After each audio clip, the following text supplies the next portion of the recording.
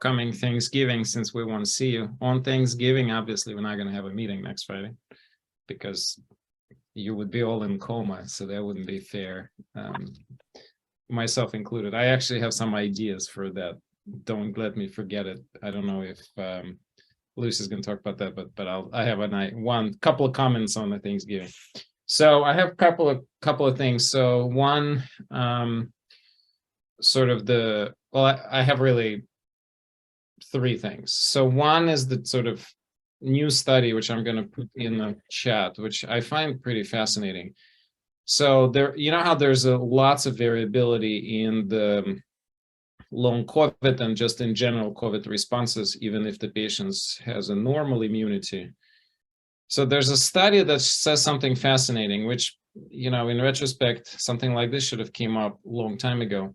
Basically says that the neurologic consequences of the COVID will be determined by your previous response to the coronaviral infections, which, of course, as you know, the regular coronaviral is about a half of all the regular colds. So half of all the colds you ever get, they're coronaviruses. And there's a whole family of them. And this study, particularly, I'm putting it in the chat for everybody, basically says the following. If you're one of those unlucky people who have an unresolved inflammatory response to one of those coronaviruses from before, which would just to you look like regular cold, you may end up with a consequence of post-COVID, long-term post-COVID brain consequences, mostly brain fog, kind of memory effects, etc. So what does it tell me is that for quite a while, we knew that there are a lot of viruses that will cause this long-term minor inflammatory response. And usually those were ignored, right? If you go to your doctor and says, well, you know, I had this mono infection and now I have a little bit of symptoms left. I had this herpes infection or I had whatever I had. And usually we say, well, whatever. Well, it turns out it's not whatever. What it means is that you have what they call, the term for that is basically immunologic imprinting. So the way your immune system going to respond to a prior infectious agent. And so when the similar infectious agent come later, and if that imprinting somehow was not fully resolved, you're going to have more problems. So with that, I'll do a little bit more upcoming research, but this makes a lot of sense.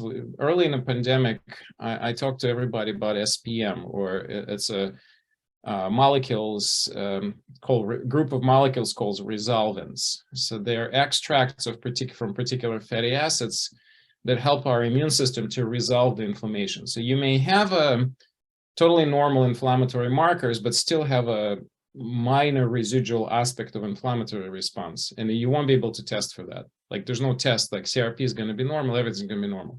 But you will know there's something is slightly off. That's why we give a lot of people SPMs, and even though people would not necessarily see that cholesterol gets better or inflammation, quote unquote, gets better, but there's some shift. So to me, it's a highlight of the fact that we actually don't know everything about inflammatory response, and then agents like SPM probably have a lot bigger role than previously recognized. So that's update number one. Update number two, of course, Thanksgiving, right? So everybody's going to be traveling. How to separate RSV versus flu versus COVID, right? So this all comes up to me now all the time. In the past 2 weeks, I've probably seen almost a dozen of RSV adults, not kids, adults. How do I know it's RSV? Well, because the symptoms fit. It looks way worse than a regular cold. It looks like either a COVID or a bad case of bronchitis. That's what it looks like. And it has to be RSV because, you know, those people have kids or grandkids at home, and it's probably is RSV. So you can't really treat RSV with antivirals. They don't exist for the RSV. The treatment is going to be supportive. Obviously, you want to test for COVID. And my suggestion to everybody, whatever we were talking about for the treatment for COVID, all the good stuff, the zinc, the C, you know, anti-inflammatories, quercetin, bromelain, N-acetylcysteine, glutathione, NAD, or NMN, whatever. Do the same with RSV. Why? Well, mostly because I'm worried that if you gotten an RSV, there's an increased chances you're going to get a COVID right after, because obviously you could have been exposed at the same time, and obviously because your immune system is going to go a little sideways for a couple of weeks. And now with all the travels, so pay attention. My suggestion is before you start going anywhere, if somebody comes to you, start the prophylactic treatment. Doesn't mean Paxlovid. There's no such thing. I wouldn't want anybody to take Paxlovid long-term prophylactically, although if you're very high risk, it may not be too crazy to right around the time you're going to be in a larger group to take a couple of days worth of Paxlovid. But I'm talking about the same stuff we always talking about. So all of this anti-inflammatory treatments. The last update has to do with the vaccine. There are 2 more small studies. Everything so far is small that indeed, at least the Pfizer generates a pretty robust response. So if you were planning to get the latest booster, I think it's fair to say it's probably better than the one before. I think the amount of data gradually accumulates to support that statement. So that is what I have, those 3 updates. All right, questions in the chat. And no, I'm not an Armenian. I already answered that question. Actually, you didn't see that question. Sorry, it was for me directly. Specialized, right. So SPMs, thank you, Mark. Specialized pro-resolving mediators. We sometimes call them just resolvents, which is a group. The original product that was designed is a Metagenics product called SPM Active, but now there's a gazillion others. And actually, I use more Designs for Health. It's very pretty much identical product, but cheaper. Although I do use Metagenics too sometimes. It depends on. Metagenics has a little bit more concentrated product than Designs for Health, but it's about 30% more expensive. So it's kind of depends if the patient is worried about a couple extra dollars, then I would use Designs for Health. Okay. Yeah, Moderna making statements, but I haven't seen the studies. So Pfizer now has 4 small studies that are already out in a different forms of pre-publications, and that link I put, by the way, you see that medRxiv, that's not yet peer-reviewed, that's pre-peer reviewed. It means that the study has been submitted, validated for submission, but not yet been accepted. So there's similar things with but I haven't seen that for Moderna. So if anybody have, put that in there. Right, so the body makes its own SPM, so that's a normal process. Thank you, Dr. Frame.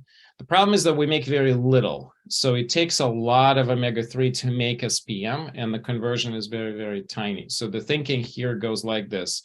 Yes, you can resolve inflammatory response on your own if you're doing well, but it doesn't hurt to add extra. That was the whole original promise. The randomized trials I have not seen.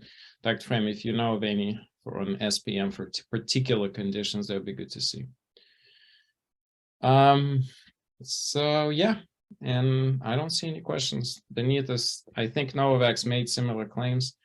I have not seen the studies on Novavax either. I'm talking about the new, I'm talking about Omicron, not previous, because Novavax did a study previously. And with that, I'll pass it to Luci. Thank you so much for being here yet again.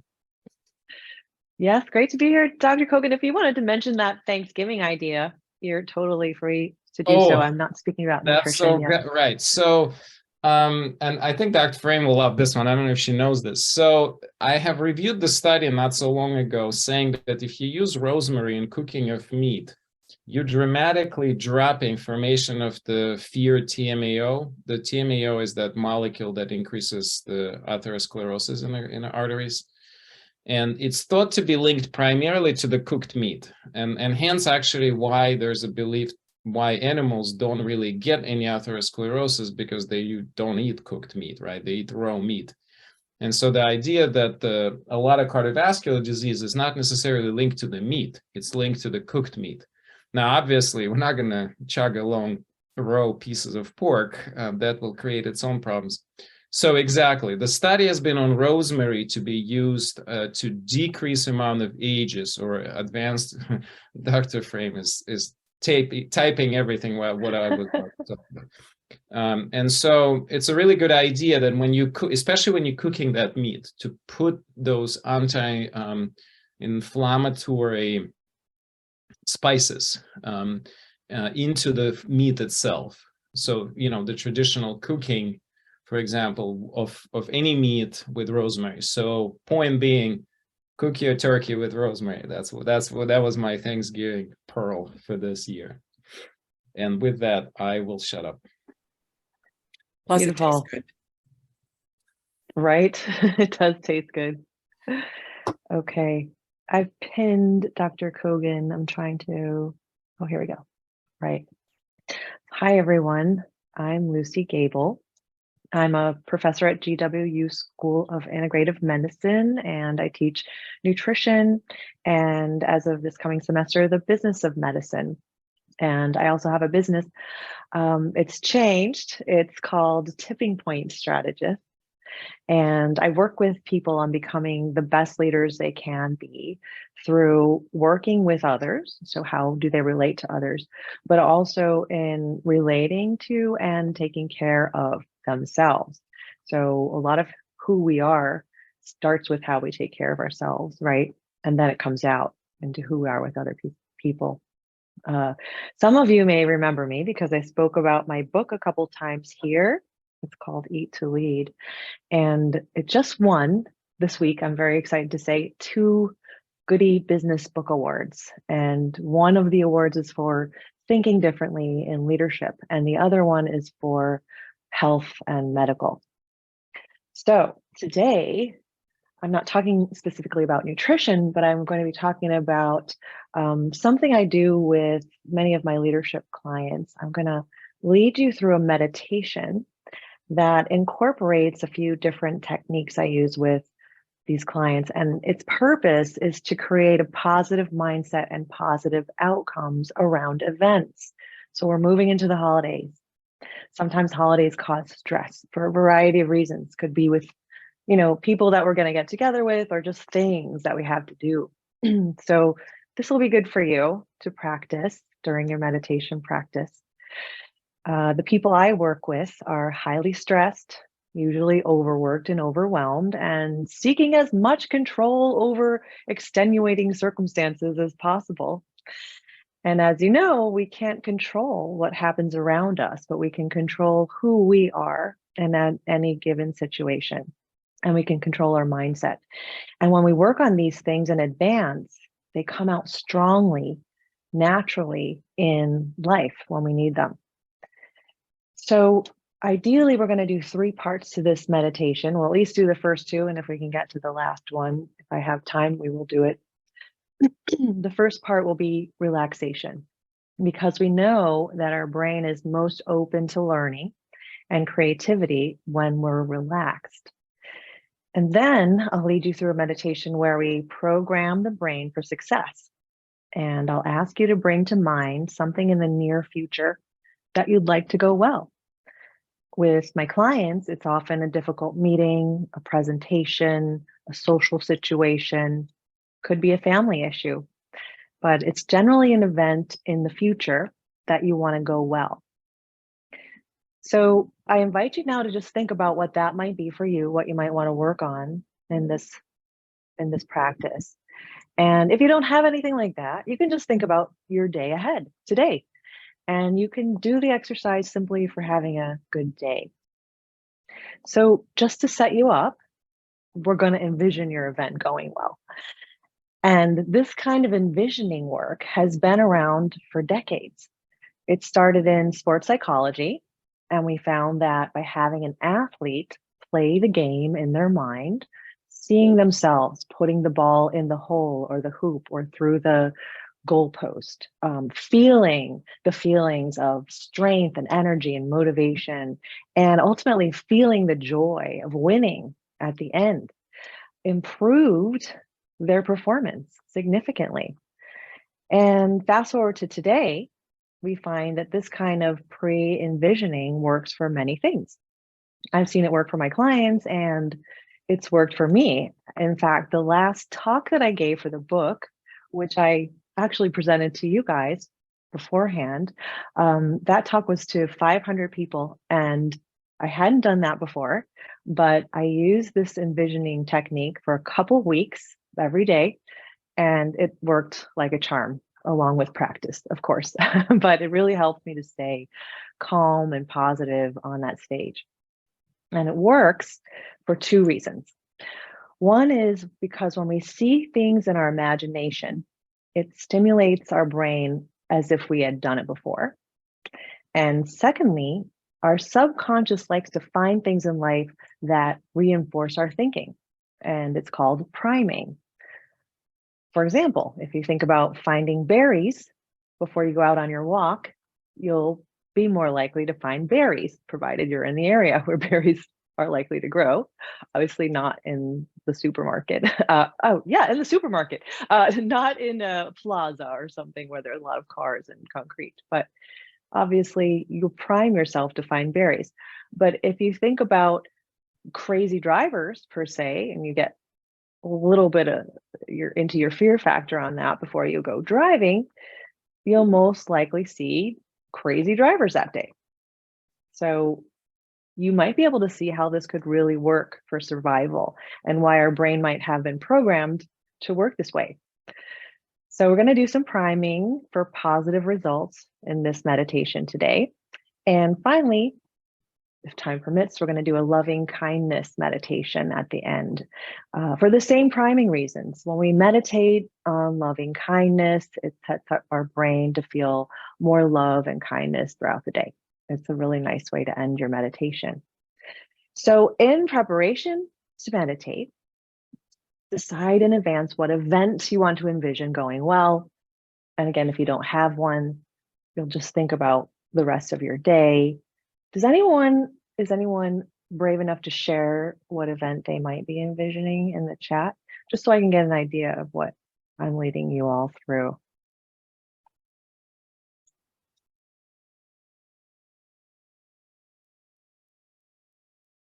Anyone brave enough? It's okay. We're all friends here. I'll give one more second or two just to see if you guys are typing, and then we'll get started. Okay, so if you're sharing, that's fine. I'll still keep an eye. Okay, and once you're done sharing, find a place to sit or lay down. It's perfect to lie down, and we're going to relax the body, so get comfortable. Okay, a nice holiday, good. Meeting a new person that I've never met before, great. Hosting a national karate grading, woohoo, exciting. Family celebration where one person just miscarried for the third time. Okay, so we have a variety of events. Okay, so assuming you're all in the place you want to be for the meditation, we're going to close eyes and start to breathe deeply. I want you to bring your breath in all the way into your lungs. So fill your lungs up entirely with your inhale. And then at the top of your inhale, hold it for a few moments before you exhale. And when you exhale, let go of all of the air, even squeeze your lower belly just a little bit to make sure all of that air from the lower diaphragm area comes up. And hold that for a moment or two before you inhale again.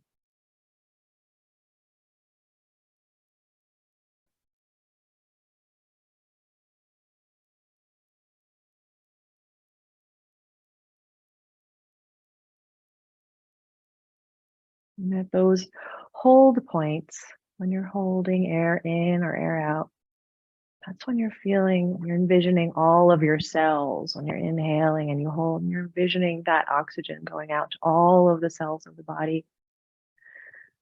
Exhale and hold at that empty point. Just envision all of the air coming out and getting ready for fresh, new oxygen to come in again.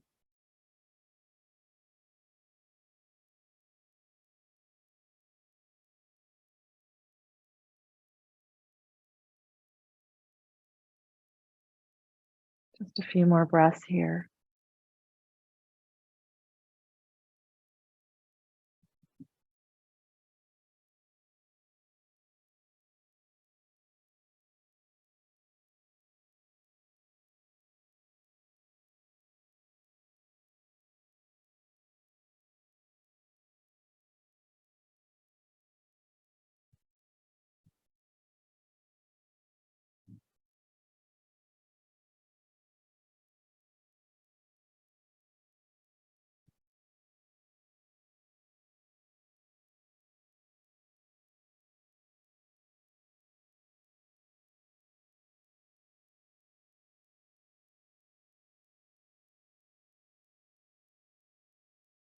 Now we'll let go of the control of our breath and we'll keep breathing though completely. And with every exhale now, you'll send a wave of relaxation through your body from the top of your head out through your fingertips and your toes. So it's like with every exhale, you release just a little bit more. Like peeling an onion, you go just one layer deeper into the relaxation.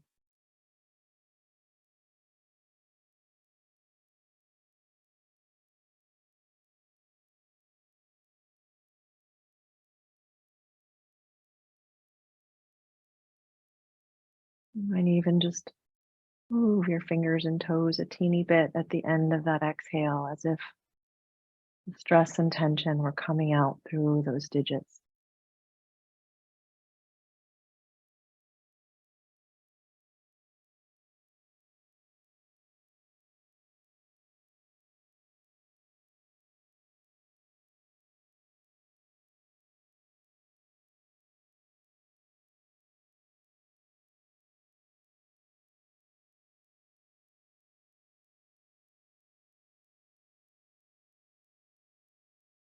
Is there any unnecessary tension anywhere in your body? You can just focus in on that a little bit and exhale out the tension from that area.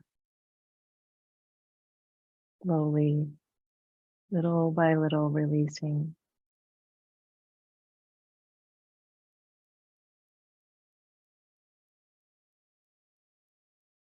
You can relax the muscles of your forehead.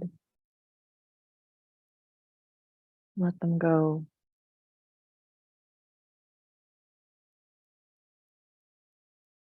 Let go of the muscles around your eyes.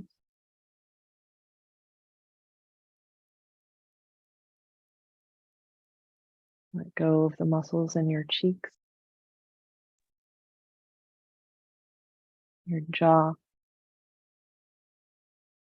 around your lips. Let your tongue relax all the way back to the back of your throat.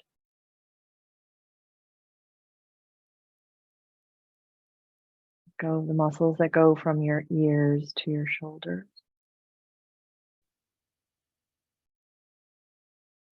Let go of the muscles from your shoulders all the way down to your fingers.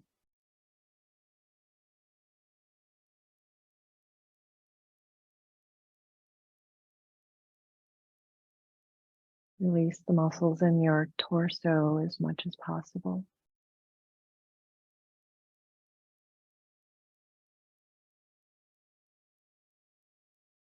Let go of the muscles deep in your abdomen, your lower abdomen, inside the pelvic bowl, around your lower back, your glutes. Release your thighs. Let them melt into the floor of the chair. Release your calves and your shins all the way down through the bottoms of your feet and out your toes. Release.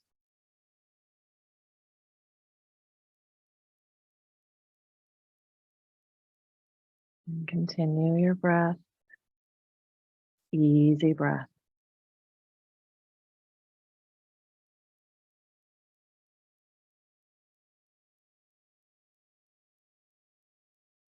And we're going to move into meditation for positive mindset and positive outcomes. Eyes closed, body relaxed.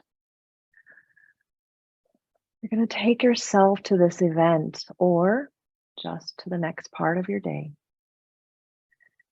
And as if you were moving through a movie, you won't envision all of the small details. It's almost like fast forwarding.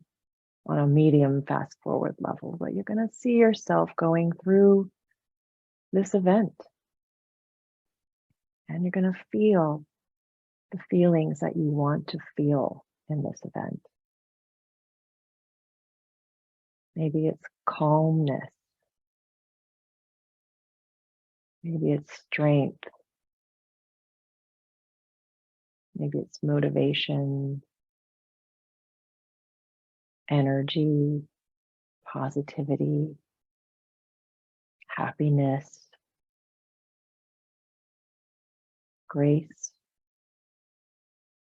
patience.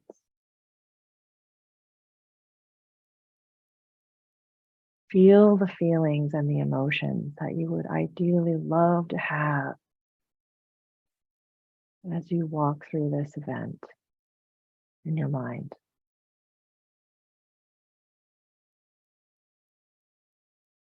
Feel it in your body.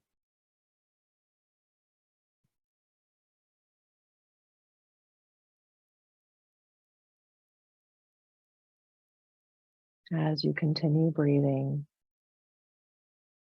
keep the relaxation in your body.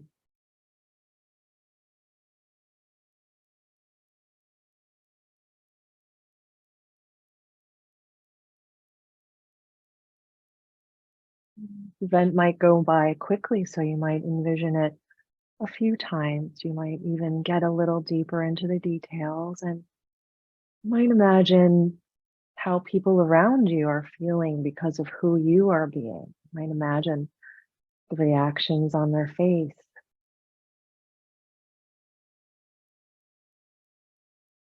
The way they respond to you. Maybe even what they say to you.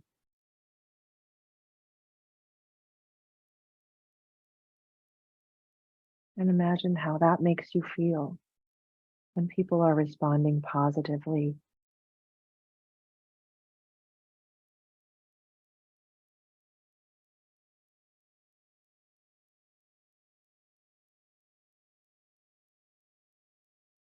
Doesn't take long.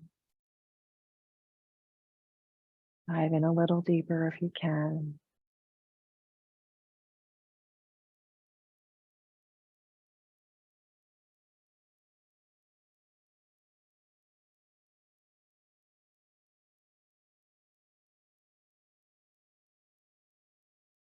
What's the absolute best outcome you could have? Absolute best, because this is your imagination and you can go anywhere with it.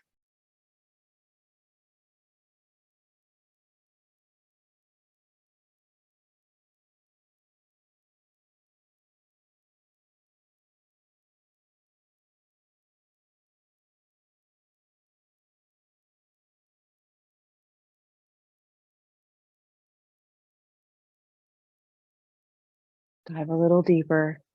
Absolute best outcome. I don't care if it's just the end of your day or the end of that event. Take it way out there.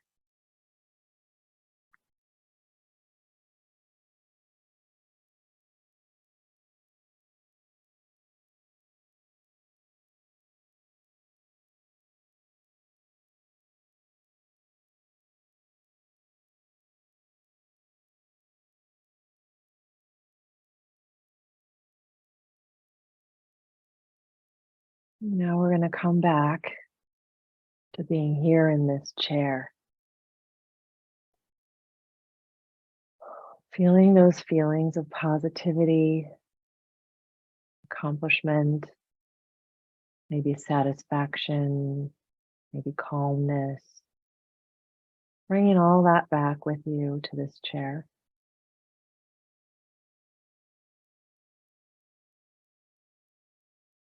We'll move into the loving kindness to end the meditation.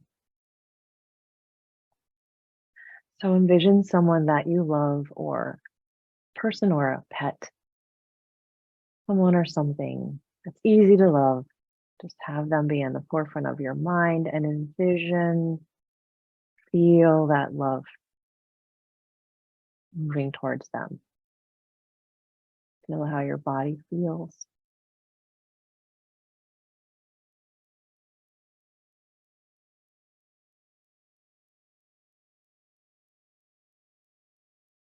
Can even be someone from the scenario that you had in the last meditation. Feel that love. You might even be hugging. You might be jumping up and down, celebrating your success, love and happiness.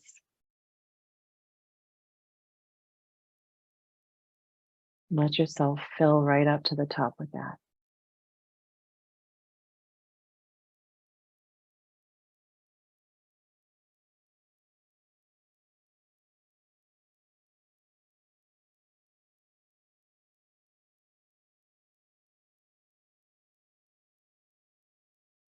Not holding that love, that feeling of love. Pull yourself into that situation. Turn that love, if you can, back onto yourself. Just sending it inward. Appreciating you as much as you can. Loving and appreciating this body, this mind that you have that is so capable.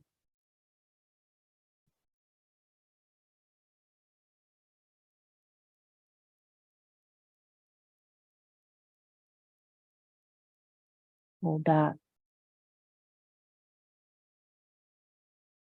Fill yourself up.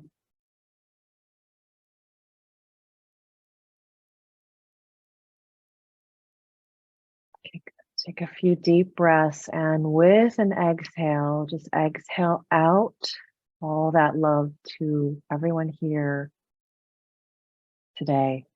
Exhale out a few times, sending that same love, loving kindness to everyone here, and feel it coming back to you.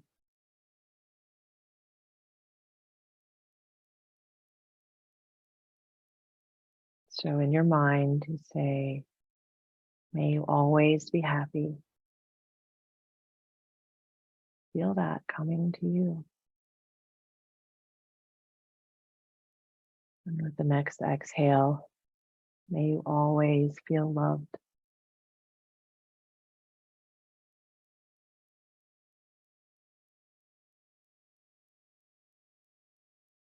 And the next exhale, may you always feel safe.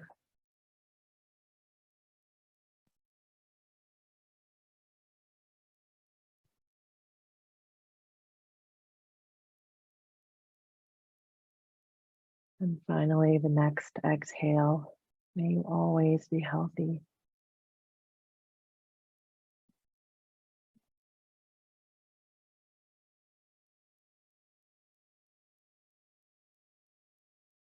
Feel that coming back to you as you send it out to everyone. And then we put our hands together at the breastbone. We bow the heads in honor of ourselves and each other. Namaste.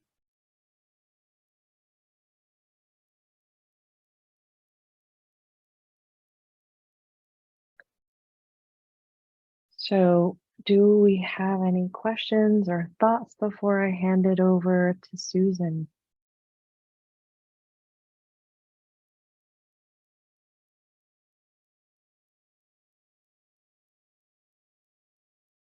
I don't see any questions in the chat, so I think maybe we'll just move on to Susan, and then if anybody have a question in the last minute or two, we'll come back. Thank you. Luci, that was beautiful.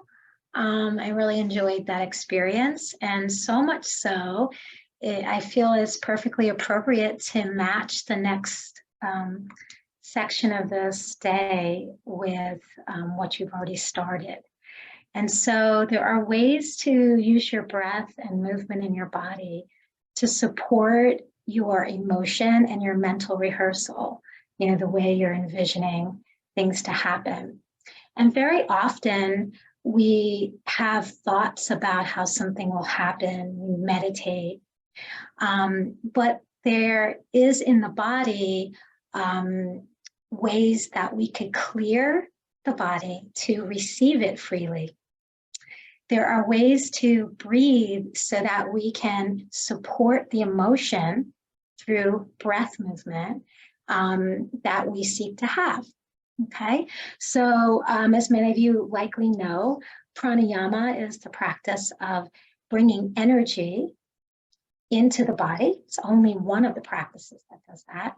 And if you think of matter before it moves, okay, so just matter is not living, it's just stuff. And you think of prana as the vibration. And when prana and matter come together, you have life. Okay, so this is some yoga lineages.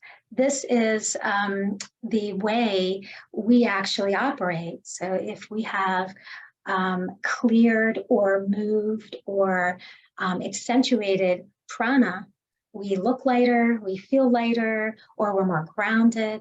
And you might notice also you want something very badly to happen, right? You want a positive outcome, but your emotions just aren't there, right? The emotions are not matching that. And pranayama can help move energy, emotion through the body. Okay, so let's get started and not get too heady about all of that. And then we'll see how that feels for you. Okay, so if you would sit up, if you're lying down, and you're welcome to sit in any way that's comfortable. Okay, so you can sit in an easy cross-leg seat, you can sit on your shins, or you can sit in a chair. Okay, any of those ways are fine. Okay, and from the seated position, come to a very strong drishti in yoga. And the drishti is really the connection of the center of the forehead as it connects to the pineal gland in the brain. Okay, but if you think about the center of the forehead, but use your eyes to create a strong point. Okay, and then as you sit here, still probably feeling pretty good from that meditation, notice if there are slight fluctuations in how you feel your body. Like, do you have tingly sensation in your fingertips? Do you feel right on the surface of your skin chilly or hot? What are the sensations you are aware of right now in your physical body? If you're hungry, you might feel hollow. If you just had lunch, you might feel full. All the sensations that come up to you are valid. So with the drishti in place, come into what you feel.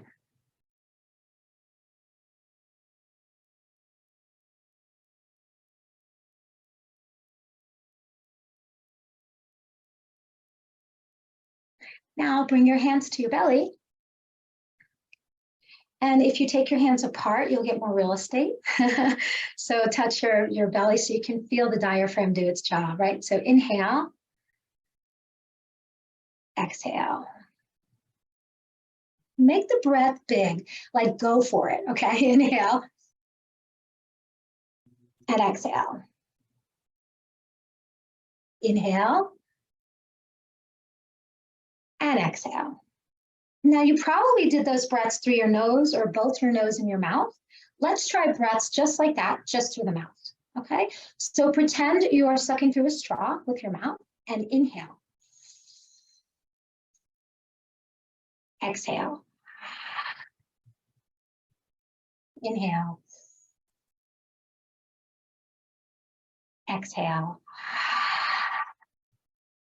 Inhale. And exhale.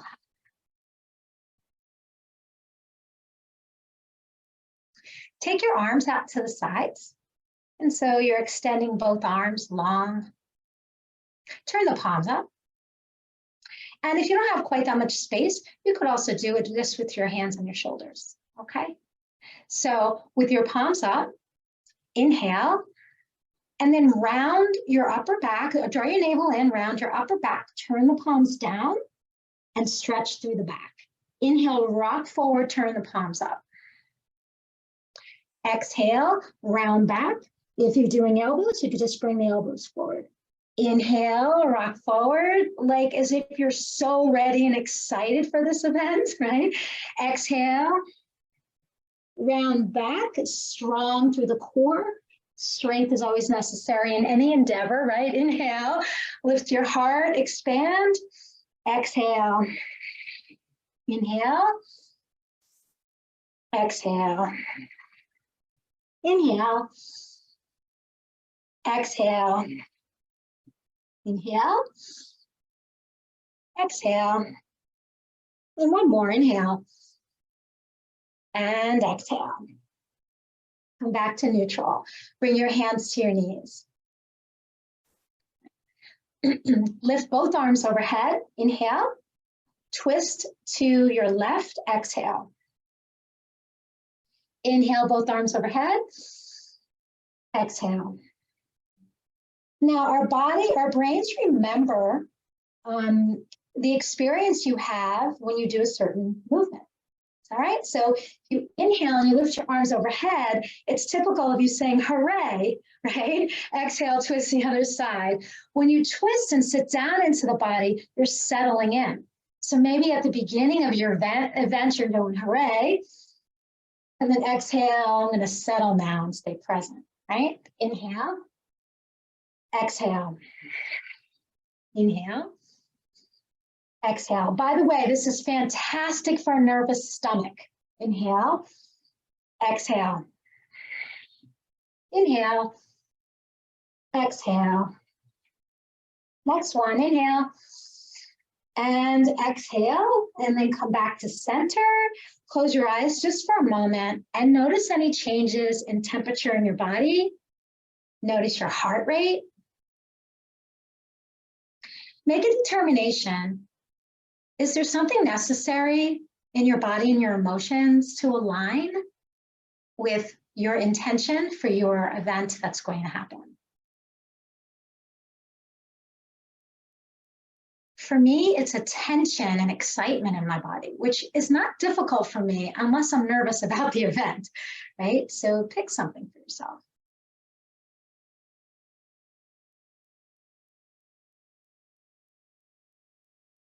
What would align your body and your emotions with your event? What would that feel like?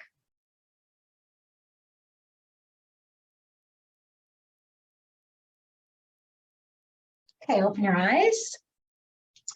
Bring your arms forward. We make soft fists. Exhale, bring your elbows back. Inhale forward, exhale. So when you come back, give that exhale a really strong breath out as if you're like a boxer, you know, like hitting the bag, like that. Okay, so inhale forward, exhale. Inhale, exhale. Now consider anything that's an obstacle in your body or in your breath, in your emotions, you're just gonna punch it out. And when you do these breaths, just pump the belly a bit, like draw your navel to your spine. Any way you make a big exhale is gonna matter, so you can't do this wrong.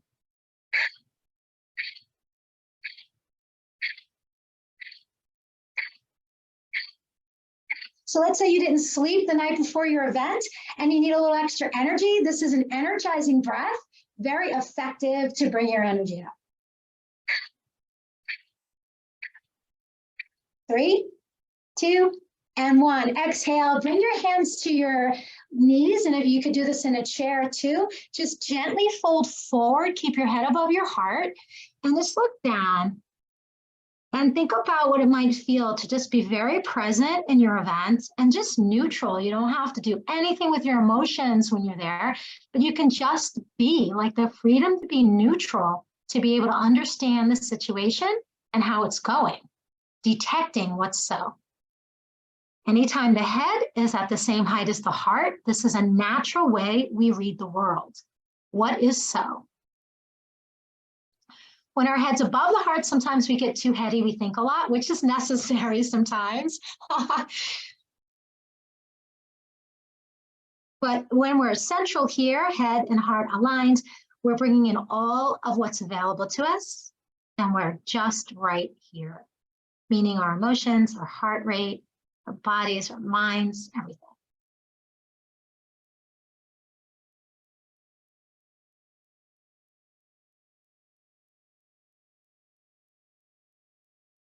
Awesome. And if you could go a little bit lower, come into a forward bend, bring your forehead to the floor or to your lap or to your desk if you're at a desk.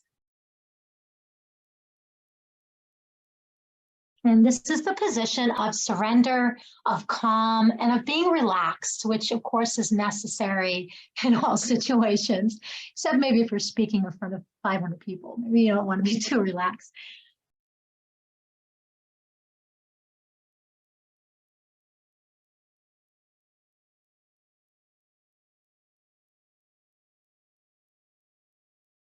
Please feel the breath moving through the back ribs. Please notice the stretch in the back body and the lower back especially.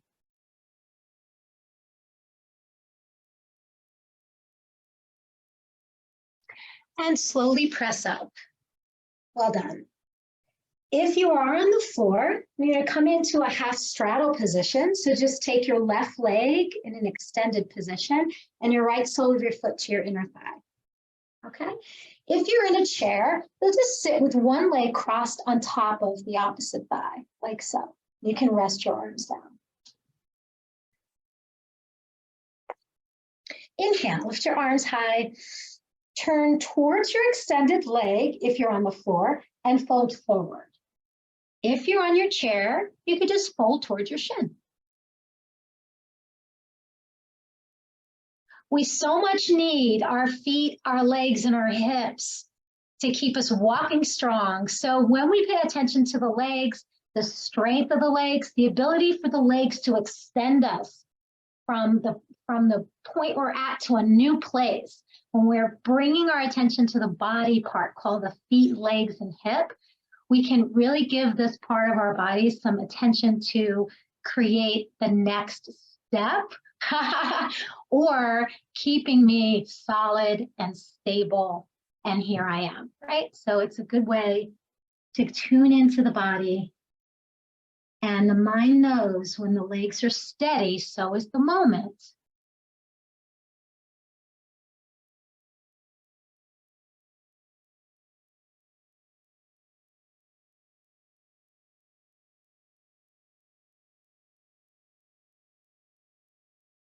If you're not quite sure about that, test the method.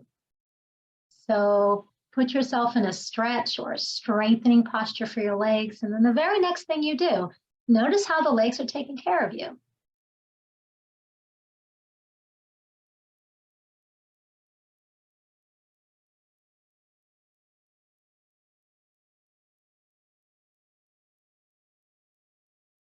And sit on up. We're going to switch sides.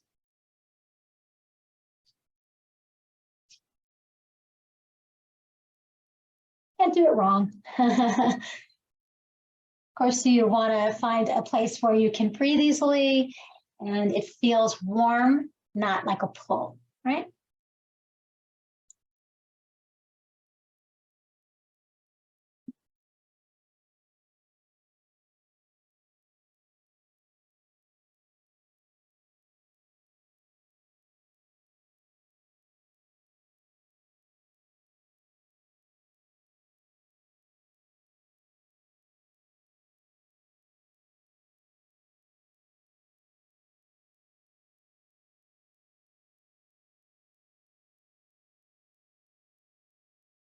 And slowly come up. Let's move into the loving kindness area of the body, right? The heart center. So if your mind sets the intention outward, energy outward, the heart is the magnet that brings it forward to you. So the actual event you seek in your mind comes in through the magnetic field through the heart. And what is associated and connected so much to the heart are the shoulders. So tension in the shoulders can prevent flow of prana through the heart. So bring your arms forward and let's cross the right arm under the left and take this what we call eagle or Garandasana arms. And if your hands don't connect, just do opposite hand to shoulder here, one elbow inside the other. Lift the elbows a bit higher and feel a beautiful extension through the ribs.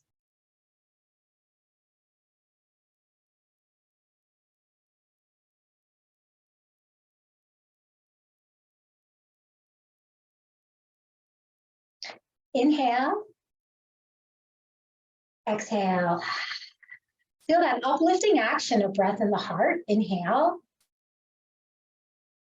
Exhale. One more. Inhale. Exhale. Release your arms. Nice job. Roll the shoulders back a few times.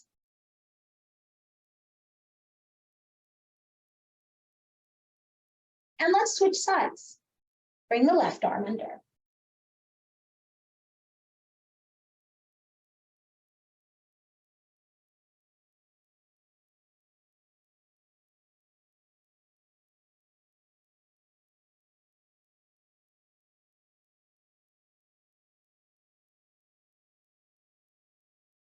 Inhale. Exhale. Inhale. Exhale. Inhale. Exhale. Inhale, open the arms and bring them overhead. Cross the right wrist behind the left and turn the palms to face each other. Press your palms up, kind of making the temple, human temple here. Reaching up for whatever's unknown and spontaneous to still happen. I didn't go over every detail of what I want from meeting a new person. So I'd like to leave room for spontaneity. So now we have this open heart reaching and getting that tension out of the shoulders. Side stretch. Let's go one way for a couple breaths and then the other way. Center one way and the other way. And come back to center, switch which wrist is in front, and you can be forward of the eye line too. You don't have to be way back. You can be forward. Nice. Side stretch.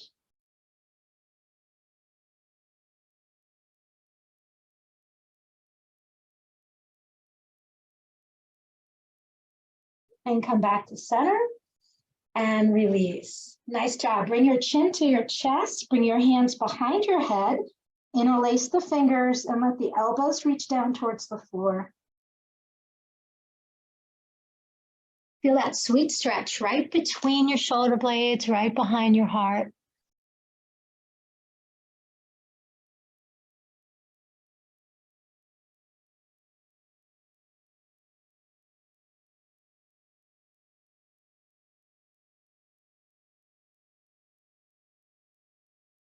Release and then come back to a position that's comfortable where you can close your eyes.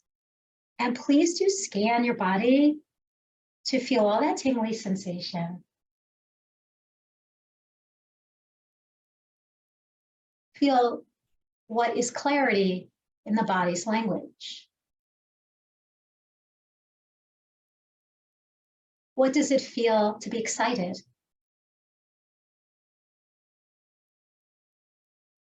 What does it feel in your body, in your breath, to walk with confidence?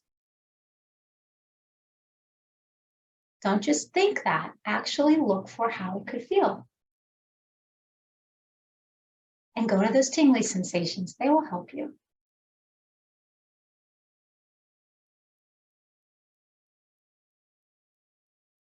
And notice tension has been removed. Your jaw is softer. And go back to that sweet moment with a smile on your face, having completed your event, knowing that it was spectacular.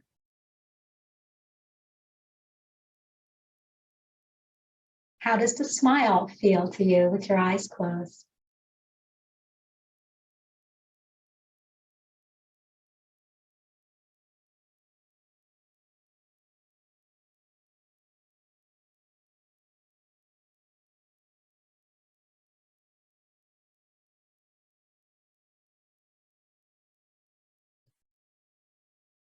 You may open your eyes.